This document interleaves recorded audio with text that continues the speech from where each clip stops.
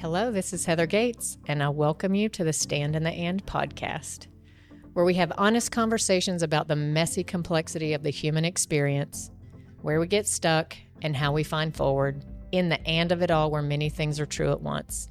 This podcast is designed especially for those of us who want to make things more beautiful and better for everyone, and sometimes need reminding that we are human too.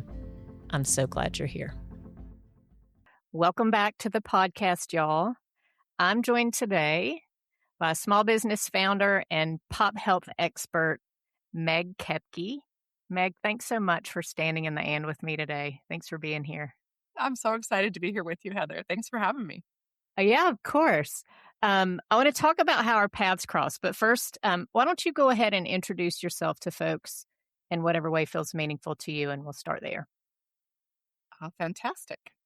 So I think right now I'm a gloriously happy middle-aged woman. This is my favorite age. Yes. I'm just really loving it.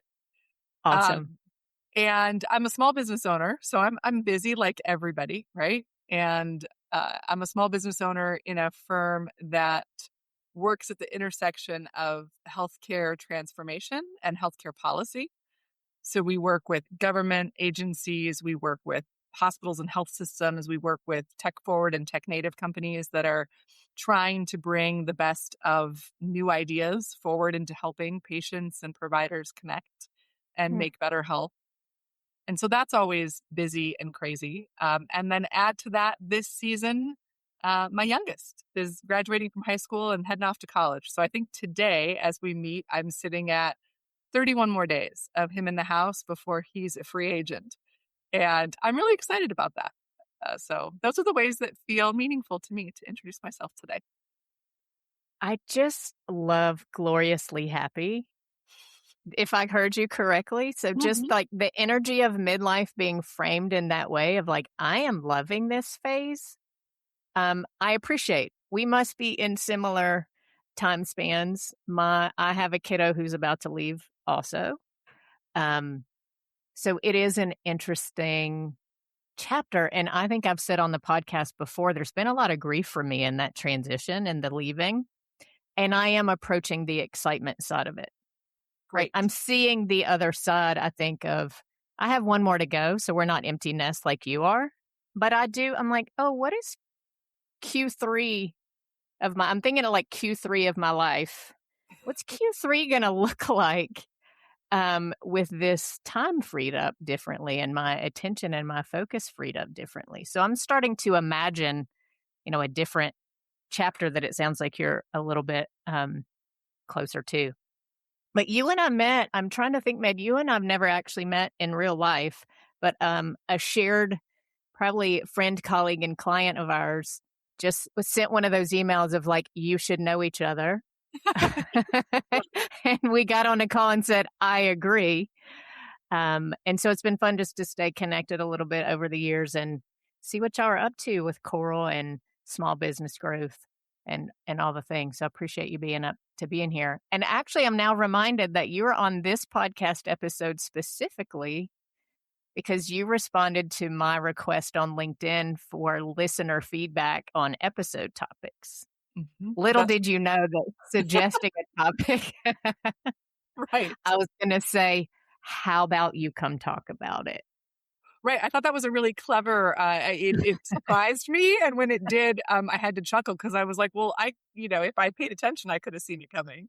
But I love your podcast. And I think the reason we were introduced was because even though the work that we do in pop health spaces and in community health spaces can have overlap and intersection, I actually think it was when we launched Coral, sort of looking at our network. Yeah.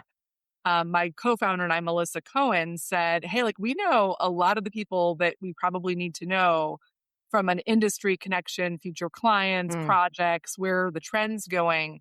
We don't know anybody who runs a small business. And we want to part well. We want to do that thoughtfully. And we'd want to avoid making mistakes that other people have stubbed their toes on. We'll make our own mistakes. But that couldn't have been more true. I think some of our early conversations and connections, I think we found ourselves just really finding kinship in what it is to dream and put work together and partner with people to try to advance change.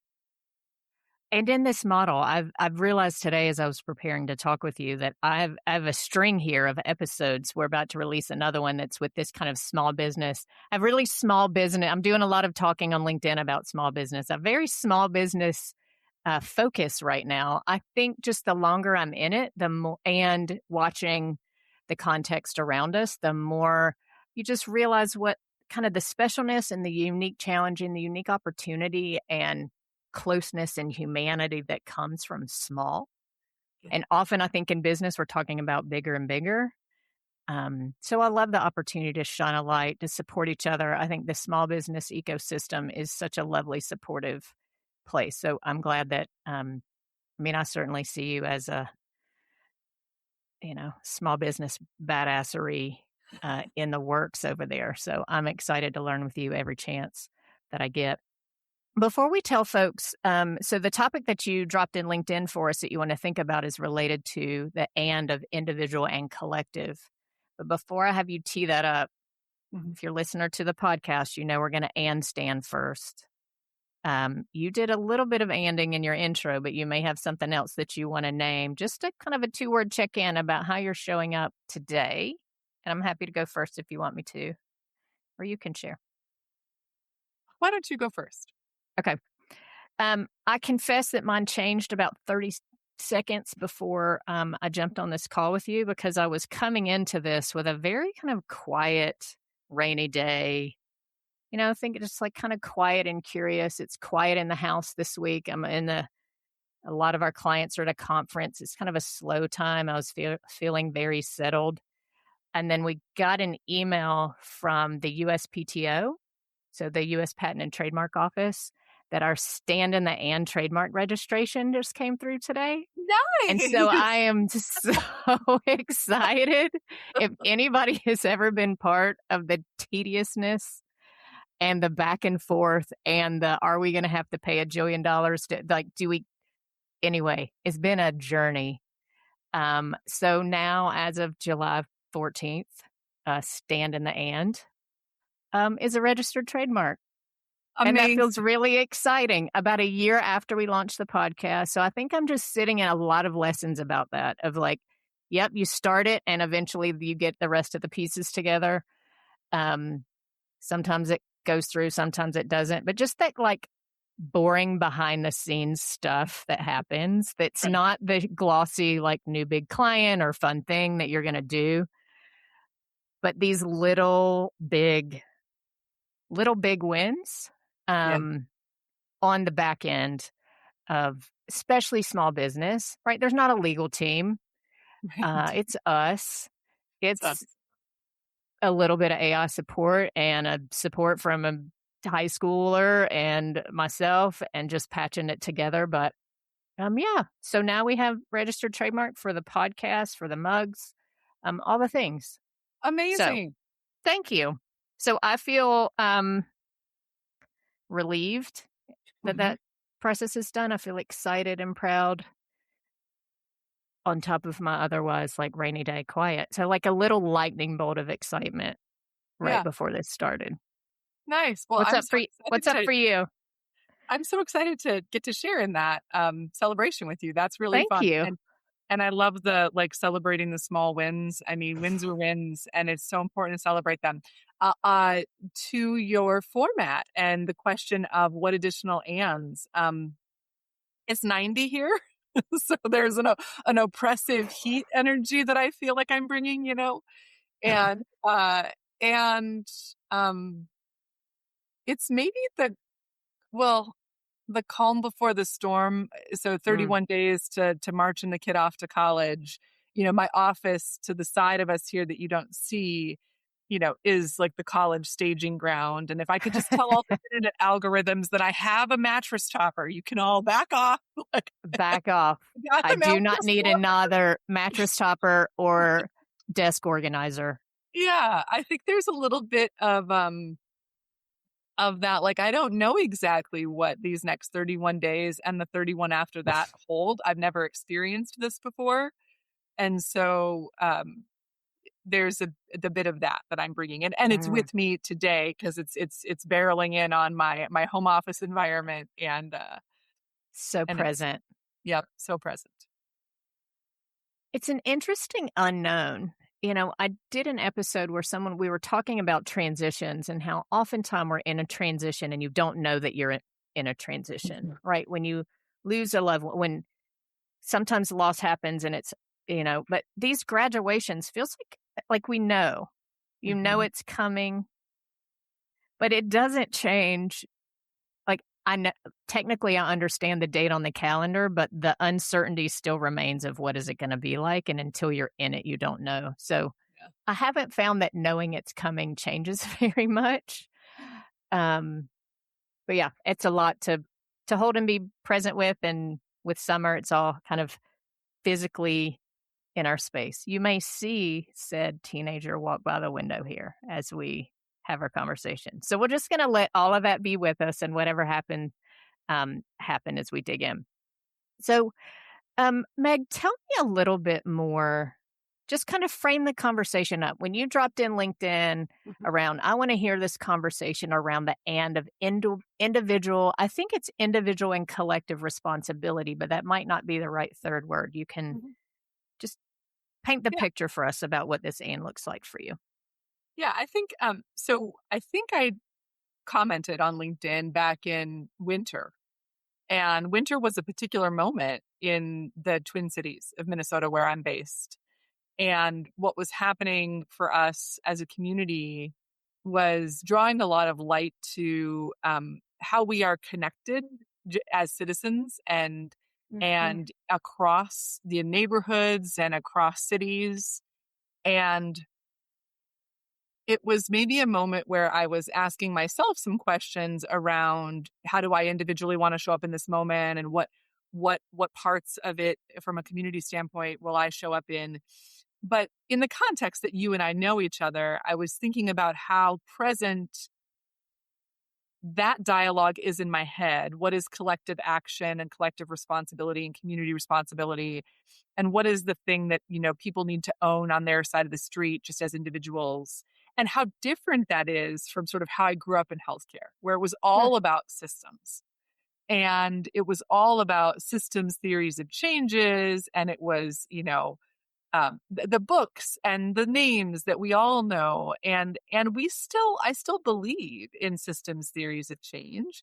I just believe they're wholly insufficient, Hmm. and I do not believe that we get outcomes by changing systems alone. I don't know that any of the writers or thinkers believed that either, but I think over time, with how persistent the challenges remain in healthcare, I'm perhaps embracing a little system skepticism. Hmm. And maybe even the better side of system skepticism is a hope, a wonder, and a delight in the power of individuals and the power of smaller groups of people to make difference even when the system is going to stay challenging. Because the system of healthcare is going to stay challenging. Like, we're not Mhm. going to solve that with AI. It's not, we didn't solve it with the last bill. We're not going to solve it with the next bill. It is, so that is really what was running around in my head, and Mhm. thinking, gosh, if there was space to sort of unpack, Needle. Yeah. so what does this look like to think more about small groups and individuals, or communities and individuals, and the change that they can make, and think about it relative to the space where I spend my life work, which is in healthcare and health outcomes. I can't stop thinking about I'm such a visual person, Meg, that what comes to mind for me, I think it's even on our website as a part of when I think of a human-centered so our business name is Human-Centered Strategy. So I'm often thinking about what do I mean by that? And when I'm working with leaders teams and multi-agency partnerships, kind of what is the frame of reference, I think, for this? Where does improvement come from? Because I think we talk sometimes about change, and I'm like, we're not really trying to make it different, we're trying to make it better. So I try to remind myself this is about improvement. I think of what I would call from like a public health background is the social ecological model. So for folks not from that nerdery, like a dartboard with the concentric circles, like circle in the middle, ring, ring, ring, ring. It's hard for me not to like just both and all of it, like individual, interpersonal, family, community, system policy, all of it feels also interconnected. So sometimes when we're thinking about that model, we're thinking more about an individual community member situated within the larger context. I think of it too in our work as an individual, like me, the leader, situated. I am influenced by all of the rungs around, and I'm influenced by them, and I can influence them. Mm-hmm. So to me, it's more, I think of it as what is happening at all of those levels? What are the impacts and the opportunities? And then what role do I play within that? So when it writes kind of system skepticism versus individual kind of, how do we hold the end of it? So my curiosity for you, when you think about systems thinking in the way that you're using with a healthcare background, is the is that framing in more where they're really just looking at the outer rungs and we're just not thinking about the individual at all? And you're saying we got to think about the individual too? Yes. And I think that to your framework and the way that you have thought about it and worked with your clients, I agree. And lots of health systems will say we're patient focused and we're patient centered, and they'll have committees for it, and they'll have practices for it, or they'll use elements of human centered design to try to really bring and bake that in. I think the piece that I think the system versus the individual is one where oftentimes in healthcare, I don't think we have agency as individuals as much as we need I it. I see. mean, even an individual working in a health system doesn't necessarily have as much agency to change, um, to make different decisions and to change things. As we have, if we really think about our own individual agency, if we just think Yeah. about our own individual agency, I think I'm not doing a great job of this. I hope this part we can edit out a little bit, but we'll No, get I it think back. it's I'll get great. my train of thought Yeah. back. But I think I was thinking a lot about also this small group and individual. I hadn't spent much time on that. I've spent time thinking about Yep. the individual versus the system.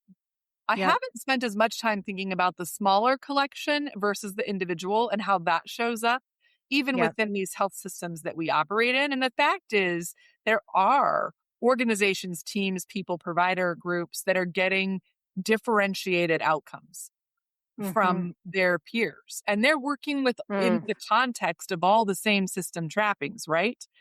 They're often working with the same electronic health records. They're often working under the same payment models. They're often working within the same constellation of where are you recruiting your doctors from? What are your nursing shortages? Like they're facing all those same barriers, and yet they're getting something different. And I'm wondering if that's really where is the individual showing up and how they're getting what's different there, and where are the smaller teams or the communities doing something different? How are they embracing those challenges and those moments? I think that's sort of what I was thinking about Yeah. that I haven't spent much time thinking about before. Yeah, good. Well, welcome to the Pondering Podcast, where we just like noodle on things that We we're get to thinking about. unpack it together. Yes. Yeah, we're not here. P.S. Everybody, if you're new to the podcast, this is not the place to come to get all the answers. We are here to wade into the messiness and see what we can find in it, and other folks will have thoughts too.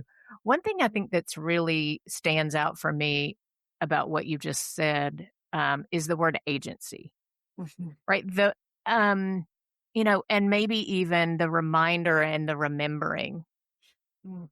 Because I do think sometimes in big systems, whatever the big system is, there is this sense of it creates the structures and the rules and the way. And I think we can forget the agency and the power that we do have already. Um, so there's some almost reclamation of power in the remembering of the agency that we do have within. I love that. Um, And and I I think also, oh, sorry. I was just last thing I think I was going to say is I think sometimes we like what is the system? When we say the system, like what even it's to me it's because I'm often working in community or organizations and we still want to talk about like it's a separate thing. I'm like, y'all, community is a bunch of people together added up. Like it's individuals added up make the collective. So often I think we forget sometimes that not only do we have agency, we are also part of the ecosystem. So it's even this kind of and I just think culturally this is it, in our country anyway, this kind of individual sometimes we this separateness that we feel Mhm.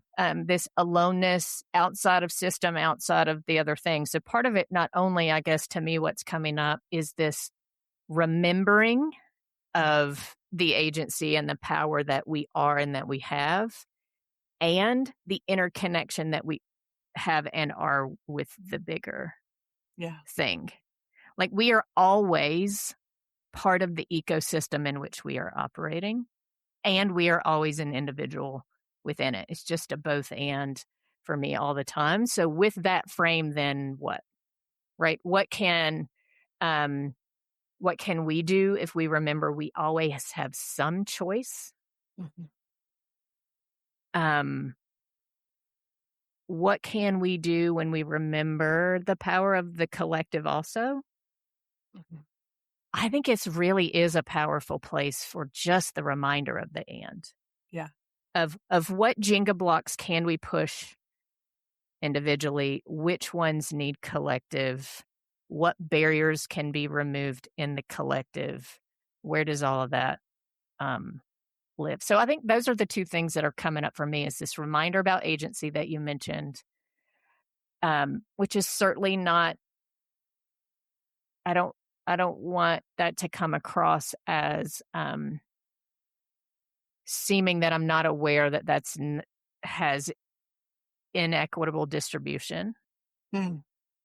Mhm. And um, I just believe deeply that I think sometimes we may have culturally been positioned to think that the power is outside of us. Yes. Yeah, and I And just, yeah. So, love that. I want to pick up and run with that. yeah. I think blaming the system for everything that's not right also gave us that power to kind of like disavow Mm, our own individual role in it, or like the good we can achieve if we work together in small groups, even if we're not going to change this overall system. And I love this idea of remembering that we have agency and also practicing. So I don't know about you, but I feel like growing up in healthcare when I did, I got a lot of practice at systems theories of change, right? mm, How do you break down the problem into understanding what its components are and how do you build back together something better? And but where was the practice for thinking about what is my individual role? Uh, mm, what permission do I need to give myself to speak this curiosity out loud? What safety mm, do I need created in the room to be able to do so? What other containers or spaces or forums need to exist to be able to foster that, demonstrate it, see it, and then be able to do it or teach it yourself? And also the small groups, sort of what time and attention do we give to the whether it's the community or the collective action or just this smaller entity of change making that can happen with groups of people together that is sub full system and more than my individual effort. And I think that a lot of the practice reps that at least that I have had have come where it is about that small group, but then like in service of the system, of changing the system. And mm, I think there's something to hold about um I think there's a space to hold for learning and practicing our work within smaller groups to advance change, even within the constraints that exist, and for Yeah.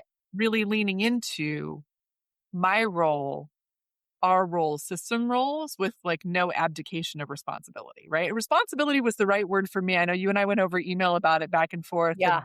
and I don't know if it felt I wanted to ask you if it felt like too prescriptive or too judgmental. Like, did responsibility Oh, have while I got itchy about responsibility. No, I don't think I'm itchy about it. okay? I have so much.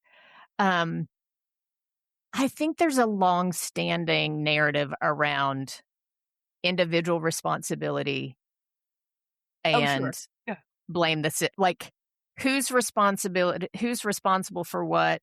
And anytime I feel like I used to talk about the shame, blame, guilt, fault, food fight. We're just kind of throwing energy at each other and blaming everything else.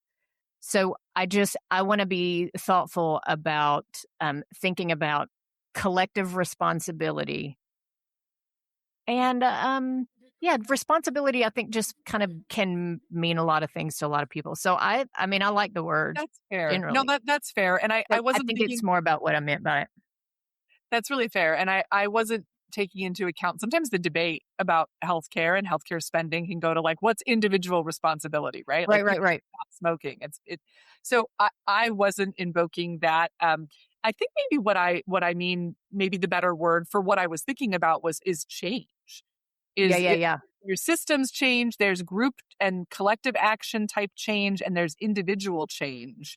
And Yes. maybe that even puts a finer point on it because it's Yeah. not just what you do, it's not just how you deploy your leadership individually in healthcare that I'm interested in. It's like how do we change how we're individually showing up? Um, And I think, Meg, truly, when I think about what you're digging into here, I'm like, this is why I, in my consulting practice now, am also an executive coach. yeah. Yes, yes, yes, yes, yes. Yeah. Yeah. I think after years of Mhm. working, and I do think because I want to talk about your small group um, making collective change with kind of what they can, because I've spent a lot of time in that space too. But even after right a career in collaboration and collective work, in small and large contexts of various collaborative types. Some of what you were just saying a minute ago about where things get stuck, Yeah. I think do come back to individual. Like years ago, somebody asked me, we were doing in the region a bunch of work around community health assessment, health improvement.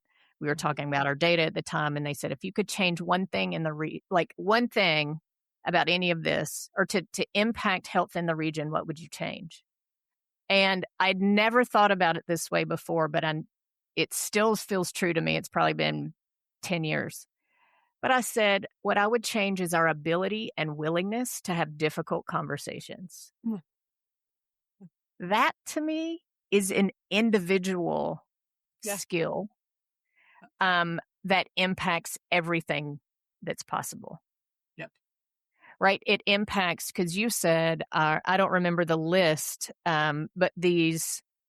When I'm thinking about what do I need, what action am I going to take, how am I going to, as a leader, create supported space for other people to ask brave questions? How am I going to challenge silence? How am I going to challenge what feels outside of values? Right, these individual pieces of change that are bigger.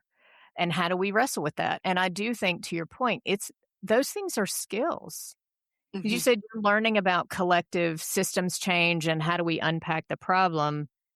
Are we also learning about how to have difficult conversations? Are we learning about how to facilitate conflict? Are we learning about how to help settle our nervous systems in times of Yeah. tension? Like these are individual pieces. And I Yeah. think people, as I've been paying attention to the kind of ecosystem around me, you see folks kind of that maybe originally I was a therapist only working on individual, and then I realized that there are big systems lenses to this, and now I want to work on the system side. And then you see systems people realizing that it's not just systems that we have to look at; we need to dig into on the individual side. So I think we're all kind of trying to figure out, like, where do you lean in, and where do you push on this? But I think it's an important call out as far as the recognition of, um, especially, so I think right now we can kind of talk about individual in the middle of that framework in two ways. When individual, me, I go to work every day as somebody who is trying to make the system better,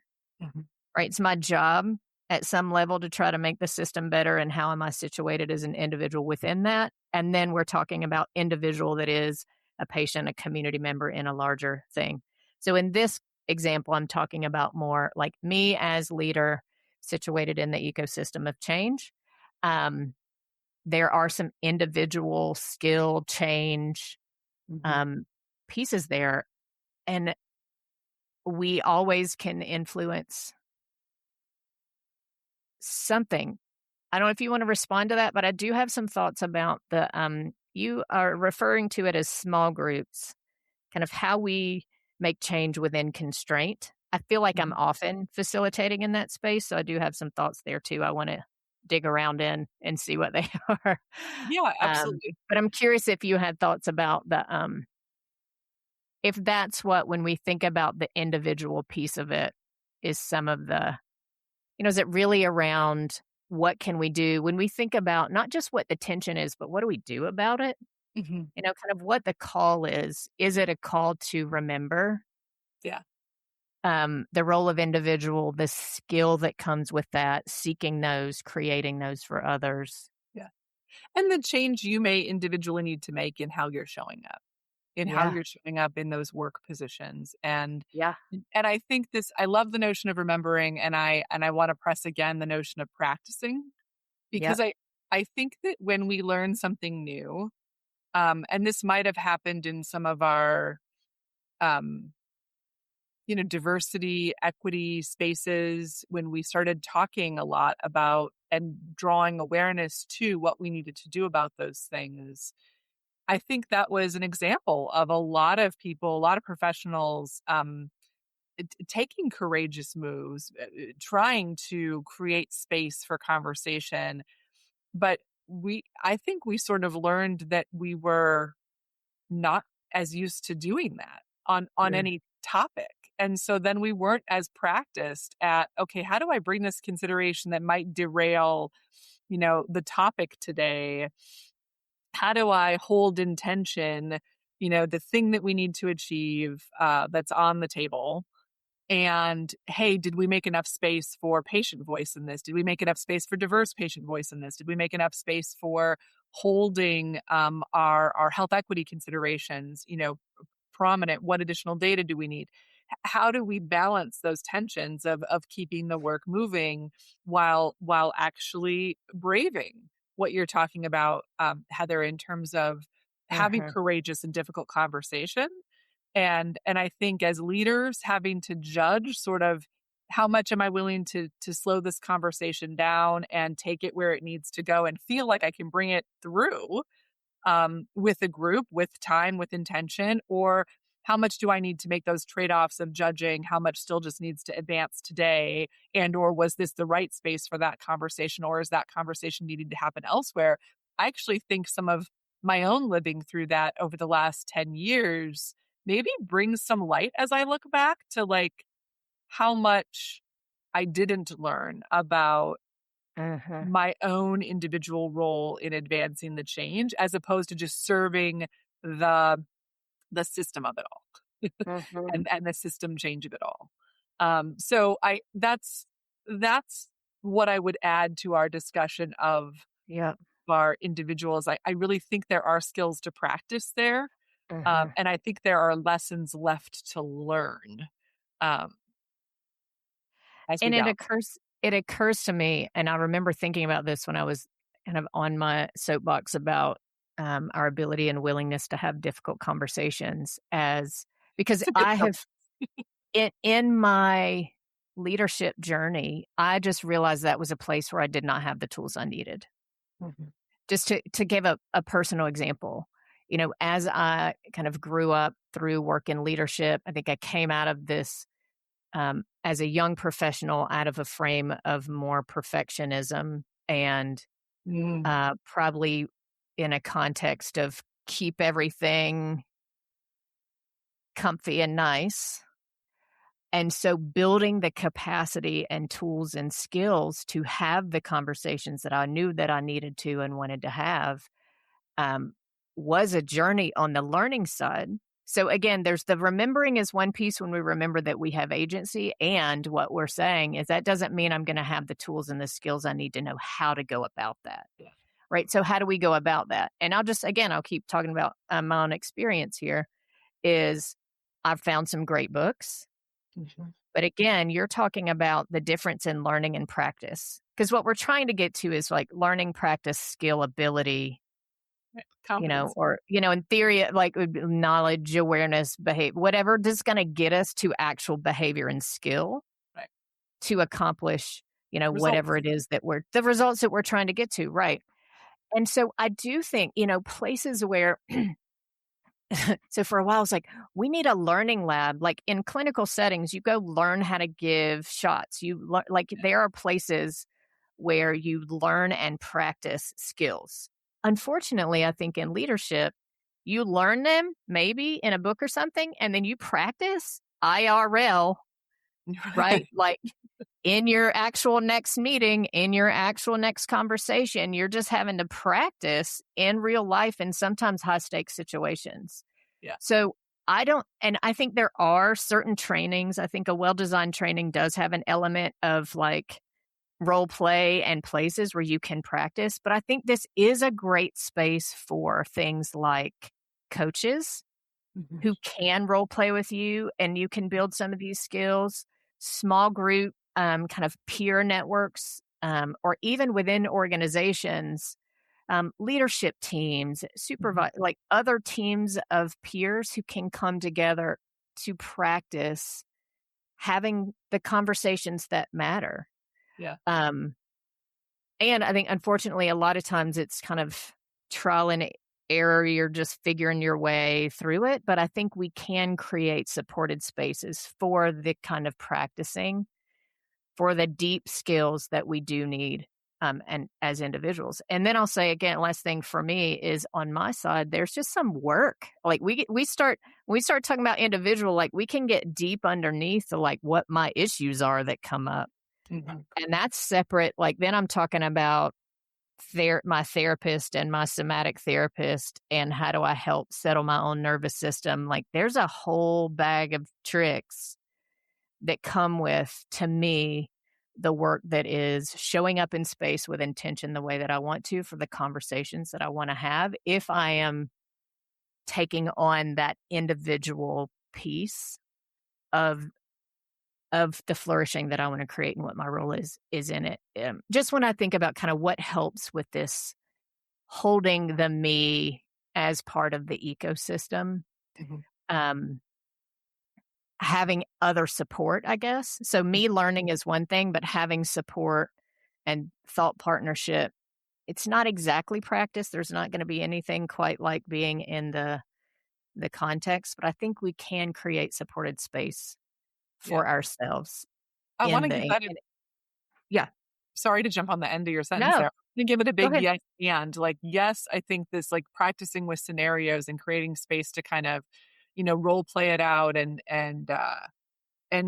it's maybe one of the surprises of middle age that I've embraced role playing as much as I have because I mean, loathe nothing more than role play at like age 25 as a young professional, like just couldn't really embrace it. But also creating learning environments where practice is permitted in the day to day work. Yep. Where we recognize, I love the notion and the nomenclature we have as medicine being a practice. Like it is changing all the time. You have to keep practicing at it. You can't learn medicine once and be done. I have learned healthcare. I've learned medicine. I'm Right. forever done now. It is a lifelong learning process. And especially at the rate that information is changing now.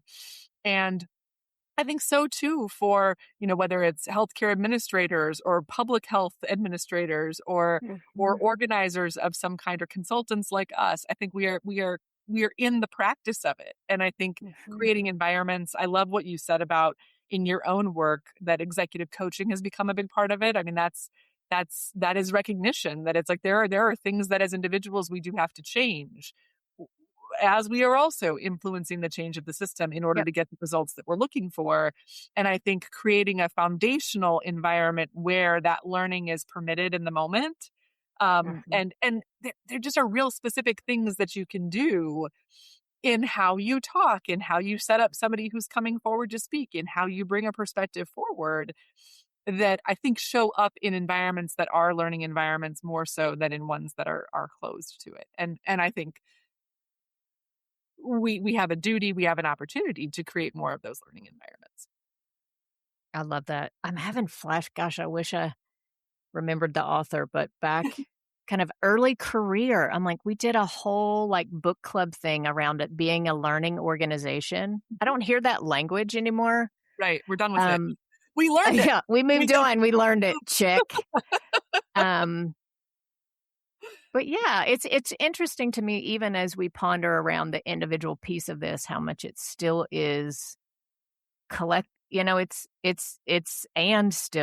it's individual and it's collective. Um, so maybe we just kind of tag that as an invitation to consider. I think a lot of folks listening maybe are in leadership positions and roles where not only are they reflecting on their own, how what are my areas that I want to be growing in and around so that I can show up in the ways that are aligned with my values and what I'm up to.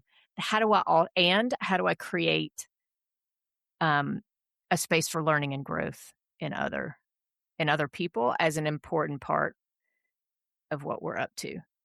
Yep, I I love it. also wanted I want to dig in a little bit, Meg, I think, to come back to your because when you're talking about the system, kind of the big system and, architecture of structures and policies and these things that feel um, kind of bigger than all of us, and talking about the power of small group, right? And what we can do. And you're saying that you spent a lot of time thinking about big system. I think I have spent a lot of my consulting time, for sure, in this space of how do we push the Jenga blocks that we can, Mhm. right? Given the pieces that are on the table. And so often, when you think about where do we want to be, where are we now, how do we bridge the gap? So often, I think, whether you're in community or in organizations, as you start getting into action planning or strategic planning, you bump up against these things that you wish were different and you can't control. Mhm. Right? Like these are some things that are forces that are impacting us that we don't have control over. So there Mhm. is a sorting. There is a sorting of what is impacting, the future that or the kind of current state that we can imagine. What is not in our control? What is? There's Mhm. always something. And then I think remembering that there are different types of action and that influence is a type of action. Because Mhm. just because we can't control it doesn't mean we've lost our influence over it. So teams are often thinking about, I think, in small groups and in community, what can we do? Right? Asset based. What do we have? What resources do we have? I'm from rural. I would do a lot of work with rural, I think, in particular. Lots of assets, lots of real creativity about how do we work with what we have to get to where we can. And for these other things that somebody else has say over. Um, what is our role? Do we want to have a role in trying to influence that? Take Mhm. action where we can and get clear about where we want to try to influence a policy or a funding stream or a behavior of somebody else that impacts what's impacting us. But not So, wait. And not I love that having a couple of yeah, different levers that you can pull. And I yeah, different levers of change. Yeah. And like, right. So where is their action? Where is their influence? Where is their monitoring? Where is their Mm, reporting? I, um, I think, I think one of the community, so thinking of smaller group or community or collective that's short of system, I think too, there's a lot of different players in that space. There's leaders, there's actors, there's supporters, there's information, there's ideation, mhm, and you may not show up in a collective space the way that you show up in your individual way that you lead. Like it may be something else you can give. And I guess um, mm, that question of when I move to collective or to small group, that taking a pause, is there a place I can join? Is there already a space where this challenge is being encountered and worked that needs something that I can offer, or do I need to create another space? And this is true for small teams mm, in systems, in health systems, in organizations, right? Is this my work to own, or is this my work to champion or support or provide data to or to follow? Followership is really important in community action and in smaller group action. Um, it's not all about leadership, and I think I mhm. I think about that tension, when I think about the "and" of individual action or collective, individual action or small group, I think about some of those tensions and that need for pausing for the cause, sort of Hmm. what is the next layer of larger that can address this challenge? Does it already exist? Does it need my help? If it needs my help, what of my help does it need and how? And I think taking that moment is something that I think can help us as we try to stand in that space. You probably know by now that I'm obsessed with pause in the first place. So pause for a cause, I just am gonna like tattoo on my brain for life. Um, and you said like pause for a cause and what's the next level of larger? I Yeah. love that. And I wish, y'all, I don't want this to be a visual podcast, but at moments like this, I'm like, I really wish it was because I'm still thinking about my like social ecological model here that the target dartboard. Yeah. And wherever you are situated, if you're individual, what's the next level of larger? And where might I have influence or impact is just an interesting curiosity to hold. Yeah. Or And support. it, Again, or supporting. right. And I so when think we say, go ahead. what's the next level of larger and how do I show up in it? And how might that be Correct. different than the way that I'm showing up every moment of the rest of my day job?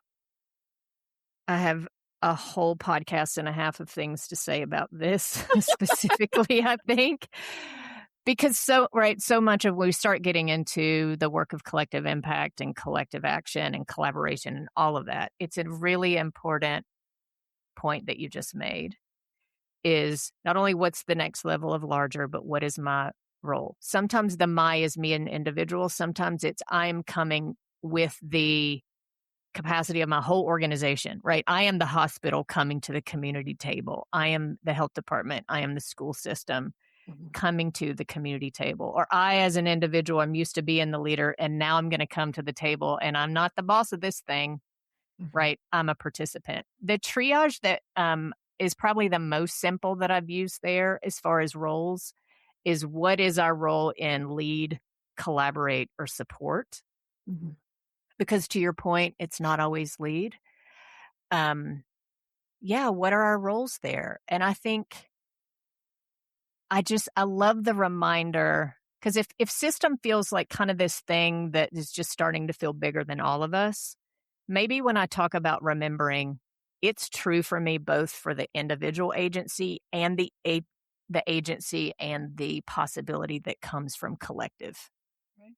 Yeah. Every day, over and over and over for the past 20 years, I feel like I get to see and experience the possibility that comes when a handful or more of people come together around something they collectively care about and bring whatever resources they have to the table to figure out what they can do about what they care about with what they have.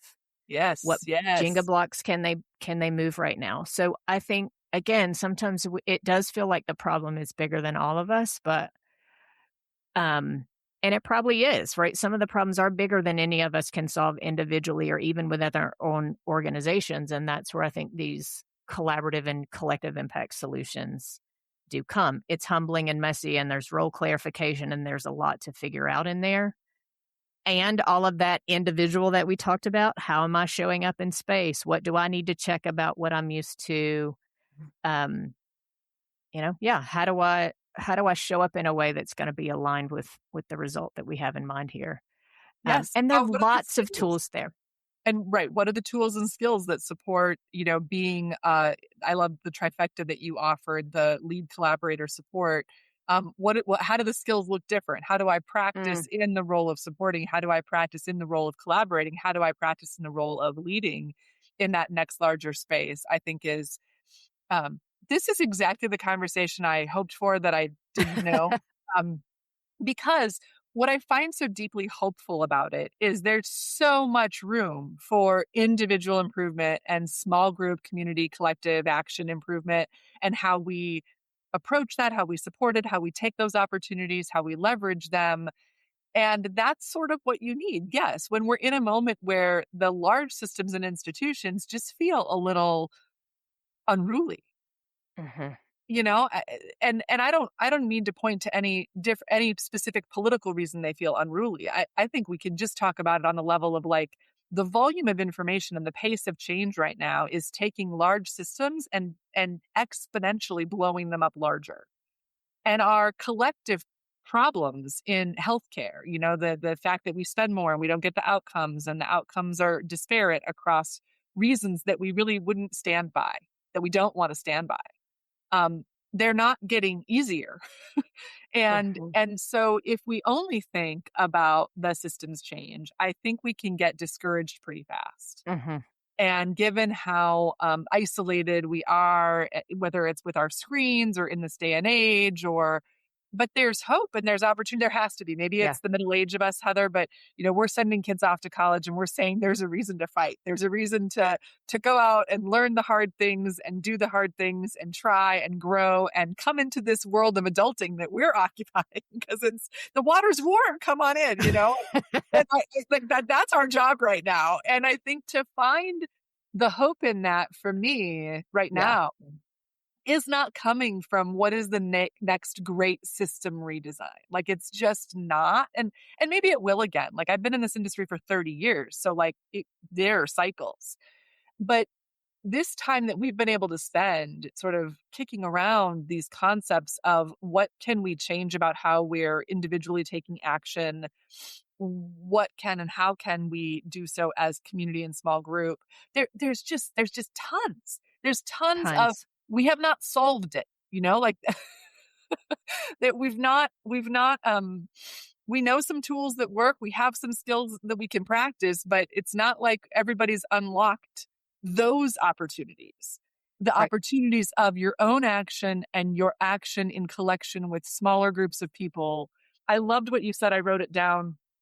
It's probably too much for a tattoo, but if you get pause for the cause, I'll get what can we do with what we have about the thing we care about? Like Mm. that skill and that practicing at that is really exciting to me. Yeah, I have chills right now because I think I'm just settling into deep gratitude that I get to show up with people every day who are trying to do this. Yeah. And it does, I think, when you run into me on the street and I am a joyful, what did you say in the very beginning? Gloriously Happy, joyful. gloriously Gloriously like happy. happy and joyful. Like I am continuously inspired by people that are leading in this way and bringing people together to do just this. And so maybe the invitation is if you are feeling disconnected from these kinds of conversations, is you said something, Meg, important that we didn't really tap into a minute ago, which was sometimes we don't need to make a new conversation. We need Right. to find where they're happening, Right. right? Where is the conversation happening? How can I be part of it? And there's a humbleness, right? There's both a courage and a humbleness. There is grit and there's grace, and realizing that we're going to show up with what we've got and some of what we don't, Mhm. and knowing that there are opportunities. I think that's one of my takeaways here is like, what are the areas of growth that we just need to acknowledge in ourselves and in our teams, right? Mhm. Back to lead, collaborate, and support. If we're like Mhm. really good at leading, but we don't really know what it means to support, Mhm. what it you're really teasing back even some of the words and some of the intentions. And I think anytime we get very granular about what we're trying to do, it's helpful. Yeah. Because I know for sure that sometimes we get in rooms and we use words like partnership and collaboration and whatever, and it doesn't it's all kind of amorphous and doesn't mean anything. So just having the intention to get really practical about some of this, Yeah. like even when you say lead, collaborate, support, I'm like, okay, Meg, when you say support, if I'm going to support your effort or we're going to work together on this, what does support mean to you?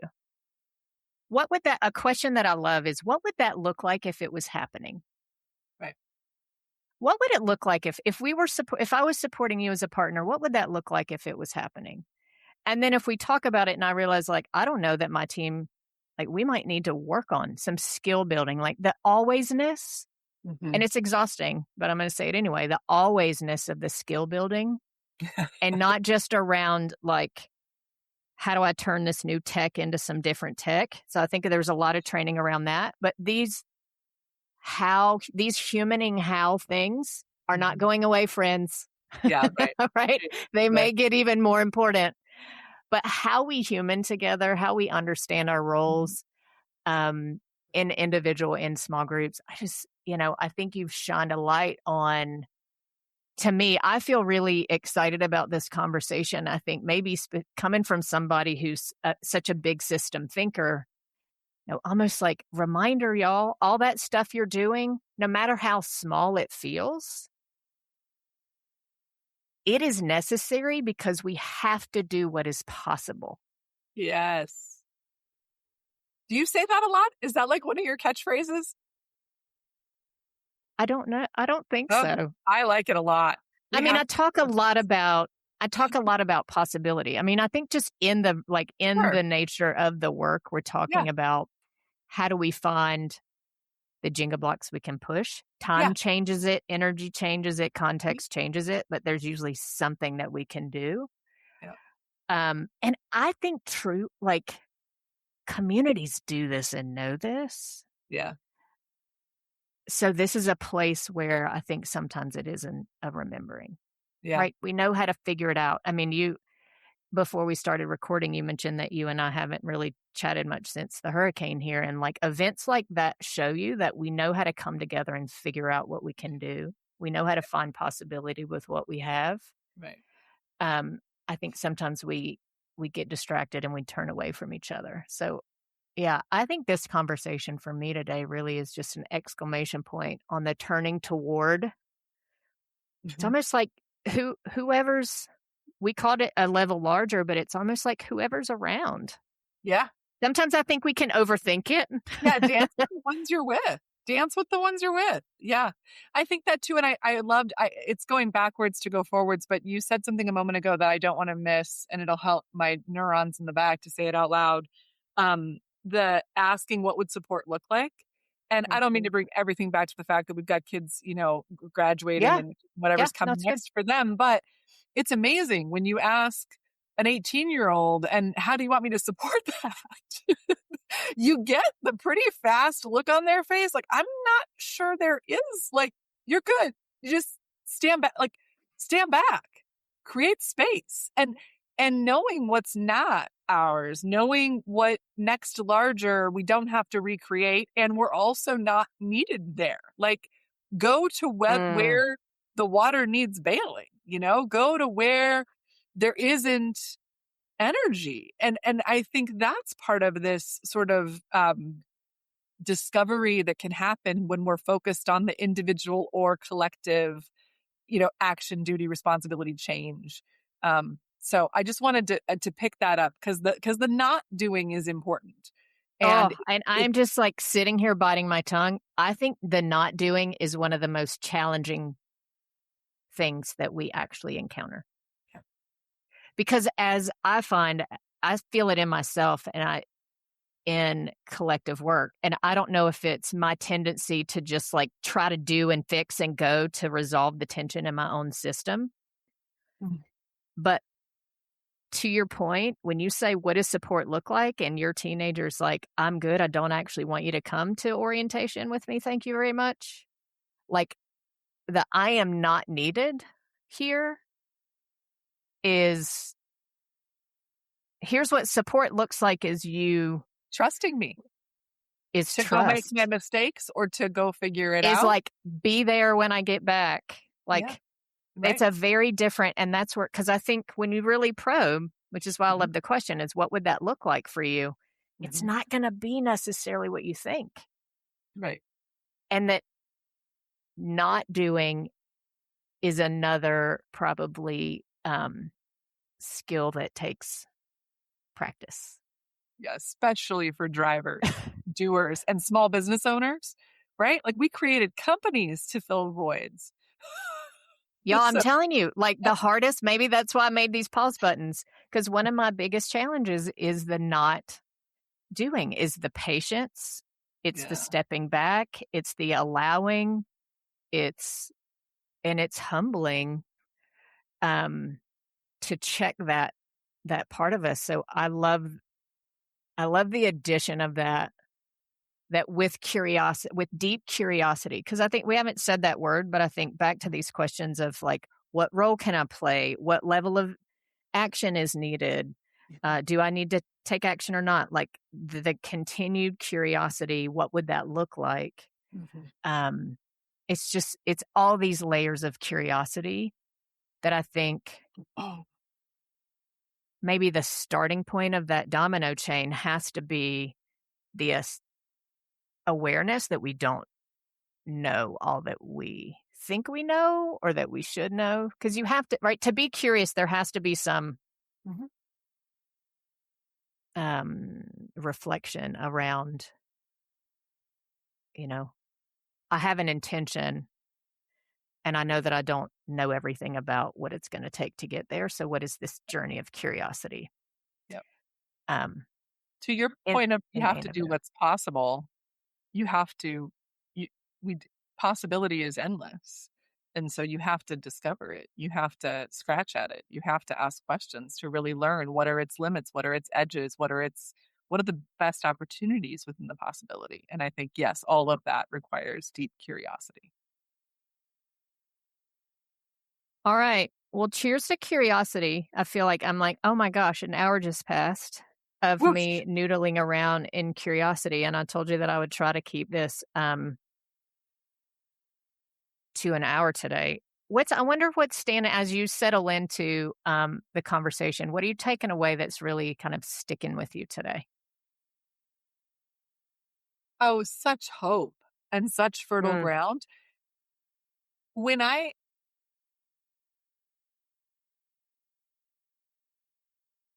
well, this is a long pause you'll have to edit out.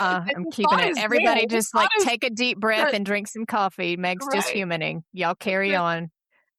She's thinking the it's a good the life thought skill. is there. It's around,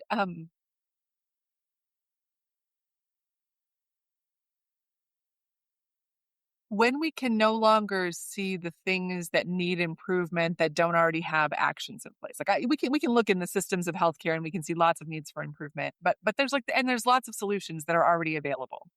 But Mhm. when we look in this individual space and this collective action space, and we see the challenges and the opportunities, and the solutions are endless because they're very individual. The Mhm. solutions are endless because every group of two or three people that comes together is a new type of next larger. I get very hopeful because there's just so much possibility laying in all of that. The solutions are not all known. The challenges and the gaps between where and what we would need to be doing and what we're doing are there. And so it just seems like fertile ground. And there's so much reason to hope. And that is what is sticking with me. And Mm. I think when I said to you, I'd love to hear you have a conversation with someone about individual and small group, I think somewhere in me, my bones knew there is hope there. There Mm. is possibility there that is not yet fully tapped, or we don't understand everything about how to tap it. You understand how there are a lot about how to tap, um, Mhm. community action in the spaces that you have worked in. I think it's still largely, I think, an area that, not every health system, not every agency has unlocked. And so there's just so much potential. There's lives to save from it. And there's Yeah. quality to improve. And there's just, there's real human good that can come out of it. That's what's sticking with me. And just my tag to that, I think, is if for you that feels like this renewed hopefulness about the fertile opportunity and possibility of all that's happening, I think for me, it's this reminder of all that is already, Yeah. right? That is, people are coming together in small and large groups. So, how do we help and make, it's folks like, how do we help connect? Because sometimes the solutions aren't known, you said, and sometimes they are. Right. It just we're out of resource. We've duct taped everything we can together to cover what we can, and we need a different infusion of funds. So how do we connect, right? The funding to the known solution. Sometimes it's not we got to come figure out the new thing. It's we got to figure out how to lift up the known Yep. of what's there and what's figured out, either by individually and collective. So I think hopefulness and enthuse kind of this energy is standing out for me too. And just the reminder about this model, about this social ecological model, and the remembering that wherever you are working in, Mhm. there is a layer usually above and below it. Mhm. And there's change to do within it. There's change to do at every That is, level of it. It all influences each other. So I think, just my reminder to everybody about the interconnectivity of it all. Sometimes that can feel like it makes it overwhelming. I think for me, it feels more like, great, there are a lot of options about how to go about it, and there are a lot of different levels of action. How do we figure that out? We and can't some of them solve are for the whole thing. Yes, we can't solve for the whole thing at once, but I think we do need to zoom out and see the whole picture and then zoom in and focus on the piece that we want to influence. Um, and there are a lot of folks. So, just when you think about how do you get unstuck in that space, connect to other people who care about that and find out what's already happening. I think I would say on the collective action side is assuming that most of the challenges on the table right now are not new. And so somebody somewhere has been coming together to talk about them. Yeah. And how do we, or has experience with them. So how do we get curious about what's already there? And then how do we make space? Yeah, for learning organizations, for learning communities Mhm. to get curious together, Yeah. to get curious in ourselves about ways that we can grow. And there are a lot of people out there that want to help make that happen. They're conveners and facilitators, and they're coaches, and there are a lot of kind of on the edge in the periphery helping make these things happen. I hope we can continue talking about this, Meg. I think you and I, interestingly, maybe have deep experience on different pieces of the target board. And so I love seeing how those overlap and come together. Is there anything that you want to leave with people? So, plug, you didn't mention that you also have a podcast. Oh, How, yes. how can people learn more about the work that you all do if they're Yeah, interested? absolutely. How do we send folks your way? Absolutely. You can check out the Pop Health podcast where we talk a lot about active healthcare transformation and policy, and where the two bump up against each other and how people navigate through that. And then our firm is Coral Health Advisors. So coralhealthadvisors.com. And I'm And on LinkedIn, so people can find me there. awesome. Yeah. And people should, when they are encountering what problem, should they reach out to you at Coral Health Advisors? So if people are wondering how to get in touch with us or who we help, we really have two sides of our business right now. One is government programs. So we are directly supporting agencies, federal and state, with RHTP implementation, with payment model implementation, with the design of new payment models, and how to recruit participation to them. On the private sector side, we're supporting all the ways that health systems and tech organizations and clinicians are coming together to transform care under payment models that hold them accountable for those outcomes. Mm. So if you're thinking about which program, if you're thinking about how to engage or how to contract, if you're thinking about how to get the lift in health improvement outcomes um, inside a healthcare delivery or private sector organization, those are the types of questions and the types of challenges that we help clients with. Whew. Big system tangly challenges that you are navigating there that Yeah, operate at all levels of technical, operational, strategic, political, cultural, all of it. all of it. Well, congratulations to your small biz as it is getting bigger and bigger over time. It's exciting to see what y'all are up to. And I really appreciate your curiosity. Curiosity brought this topic to the table. And I think it's where I landed, at least on the remember, to stay curious and keep growing and Love it. learning.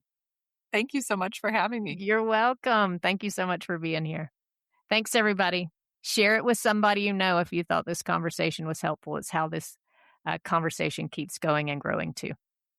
See you next time.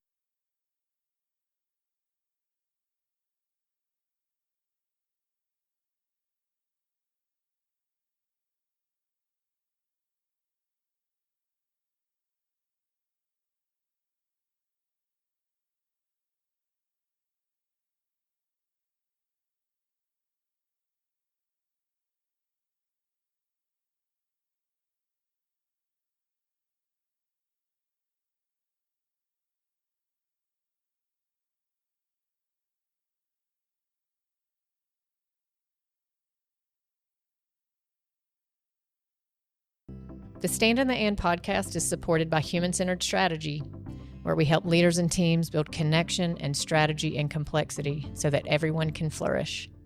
To learn more or to work with us, please visit us online at humancenteredstrategy.com or message me on LinkedIn.